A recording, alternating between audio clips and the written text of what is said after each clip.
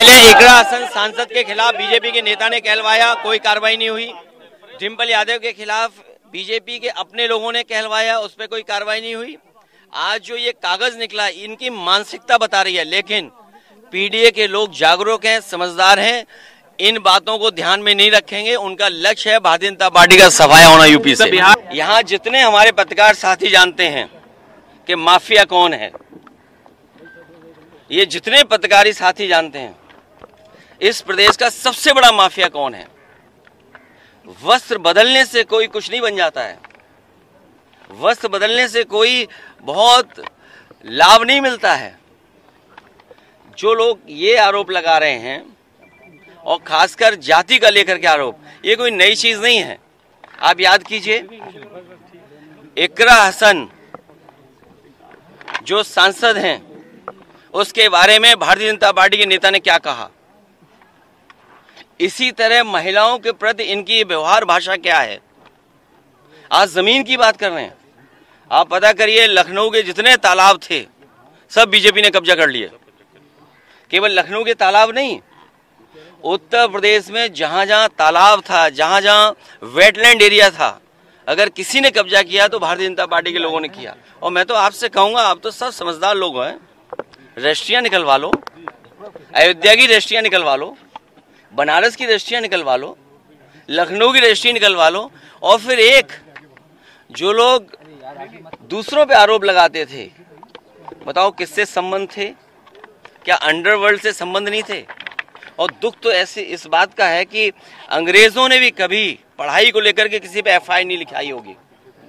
इस देश में अंग्रेज रहे, अंग्रेज ने उन्होंने पढ़ाई पर एफआईआर नहीं लिखाई किसी पर। ये सरकार सोचती है पुलिस से हमारे पीडीए पाठशाला को बंद कर देगी। हम समाजवादी लोग संकल्प लेंगे, जब तक सरकार वहां पर टीचर्स ना पहुंचा दे, प्रिंसिपल ना पहुंचा दे, तब तक हमारी पीडीए पाठशाला चलती रहेगी, पीडीए ट्यूशन चलता रहेगा, जिस तरीके से हम लोग चलाते आए हैं। ये जितने अब 1.5 लाख करोड़ से भी ज्यादा बकाया है निजी कंपनियों का। अब ये मुख्यमंत्री जी जो करा रहे हैं पाठशाला, मुझे लगता है मुख्यमंत्री जी को भी जरूरत है पाठशाला जाने के लिए। उनको भी जरूरत है कि पाठशाला जाएं, कम से कम देखें पाठशालाओं की हालत क्या है।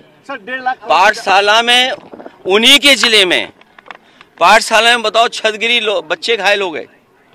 और मुझे याद है राम गोविंद चौधरी जी हमारे साथ हैं, मंत्री थे, हम लोगों ने नए स्कूल बनाना शुरू कर दिया था। इसी लखनऊ शहर में अभिनव विद्यालय खोला था, संस्कृति खोला था। एक दिन आपको दोनों स्कूलों में ले चलेंगे। और संस्कृति स्कूल वो खेला था जो न केवल देश और दुनिया में सबसे अच्छा स्कूल होता। लेकिन ये शिक्षा के खिलाफ लोग हैं। यूपी में 18,000 अगर वोटर्स जो समाजवादी पार्टी ने शिकायत की थी कि डिलीटेड हैं, जो उन्होंने 2019 में वोट डाला था, 22 में वोट नहीं डाल पाए थे। डिलीटेड किस कारण हुए, और डिलीट करने का बाकायदा एफिडेविट हम लोगों ने चुनाव आयोग को दिया था। 18,000 वोटों का जो डिलीटेड हुए, उन पर किसी अधिकारी पे कार्रवाई नहीं की। अगर कार्रवाई होती तो एसआईआर जैसी स्कीम अगर कभी उत्तर प्रदेश में आएगी तो हमें और जागरूक रह करके काम करना पड़ेगा। क्योंकि जब जनता से हारने लगे, मुद्दों पर ये नहीं टिक सकते हैं, तब इन व्यवस्था को ले रहेंगे, एसआईआर के बहाने वोट कटवा दो। ठीक है सर, थैंक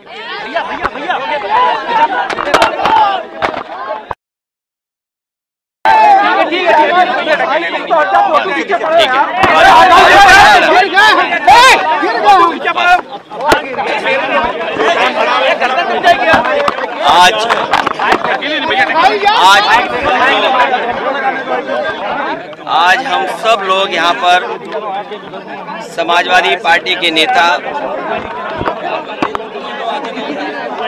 समाजवादी चिंतक, जिनको हम लोगों ने बचपन से देख करके और जब से राजनीति में हम लोग आए हैं, छोटे लोहिया जनेश्वर मिश्र जी को देख करके, सुन करके और उनके संघर्षों को याद कर करके समाजवादी आंदोलन को हम सब मिलकर के उसको आगे बढ़ाने का संकल्प लेते हैं। आज हमारे साथ राम गोविंद चौधरी जी हैं, पार्टी के हमारे प्रदेश के अध्यक्ष और पार्टी के बहुत जिम्मेदार नेता सभी साथ हैं।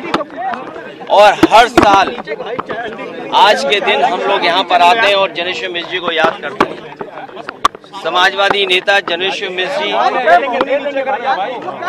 उस रास्ते को देकर के गए हैं, वो समाजवादी आंदोलन को देकर के गए हैं जो आज भी हम लोगों को रास्ता दिखा रहा है। आज भी देश की खुशहाली के लिए जो कभी डॉक्टर राम मनोहर लोहिया ने, छोटे लोहिया जनेश्वर मिश्र जी ने, नेताजी ने जो समाजवादी रास्ता दिखाया था, उसी रास्ते से देश में खुशहाली आएगी। उसी समाजवादी सिद्धांतों कार्यक्रमों से समाज के हर वर्ग को सम्मान मिलने का काम होगा। इस आंदोलन को हम लोगों कर देकर के गए हैं। हम सब समाजवादियों की जिम्मेदारी बनती है कि इस आंदोलन को और आगे लेकर के जाएं। इसी से देश की खुशहाली है, इसी आंदोलन से। ये इस समाजवादी सिद्धांतों कार्यक्रमों से ही हमारा देश मजबूत होगा। न केवल हमारा देश मजबूत होगा, बल्कि इसी सिद्धांत से चल करके हमारे देश की सीमाएं भी और सुरक्षित होंगी।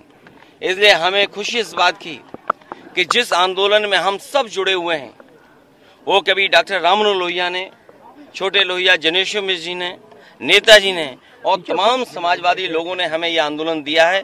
आज के दिन जब हम जनेश्वर मिश्र जी को याद कर रहे हैं तो ये संकल्प भी लेते हैं कि समाजवादी रास्ते पे चल करके जनता की सेवा करेंगे हम लोग।